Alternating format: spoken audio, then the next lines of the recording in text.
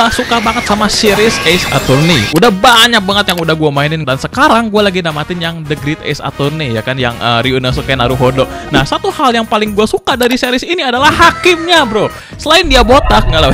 Hakimnya tuh bisa memberikan keputusan yang baik berdasarkan fakta, kebenaran, serta bukti-bukti yang ada gitu kan dalam persidangan. Berbeda dengan Indonesia, mau lu korupsi ratusan triliunan pun hukumannya udah kayak jenjang pendidikan gitu kan. Kelihatan brain dead-nya gitu. Bahkan orang yang nggak bersalah pun bisa dikenai hukuman berat dengan bukti yang nonsens sekalipun. Dan mungkin inilah yang terjadi pada saat ini. Halo semua, gue Kafein dan selamat datang di Radio Nasib. Dimana disclaimer dulu sebelum kita mulai, gue bukan orang hukum.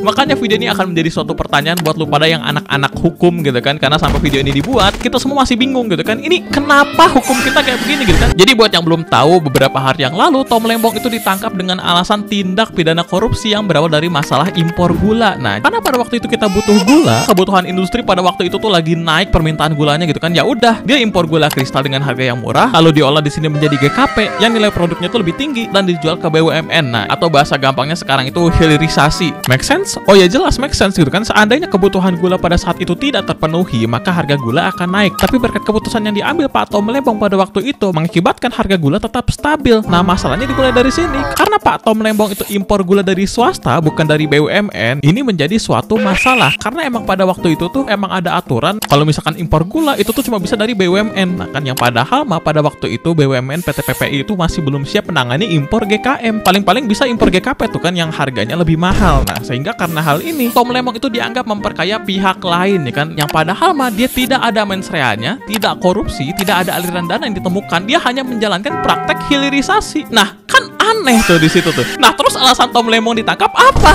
Beda cerita kalau misalkan ada keuntungan pribadi yang diambil, tapi kan ini nggak ada gitu. Kalau Tom Lembong nggak boleh hilirisasi, yang ngapain gembor-gemborin hilirisasi? Tapi kan bang, itu karena dia impornya pakai perusahaan swasta, bukan pakai BUMN. Loh, lu kata menteri lain kagak begitu?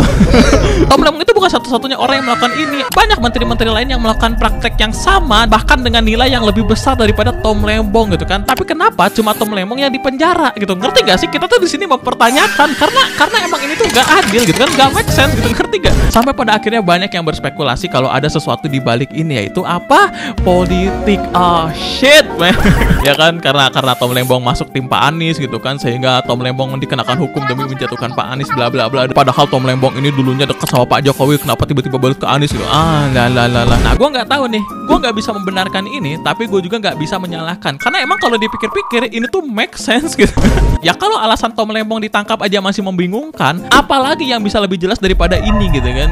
I don't know, man. Coba anak-anak hukum komen dong, gue pengen tahu. Terus katanya gue baca-baca yang memberatkan Tom Lembong ini adalah dia lebih mengedepankan ekonomi kapitalis daripada ekonomi Pancasila. Nah, you're joking, mana? No way. Lu tahu nggak sih berapa banyak? Nggak jadi ya.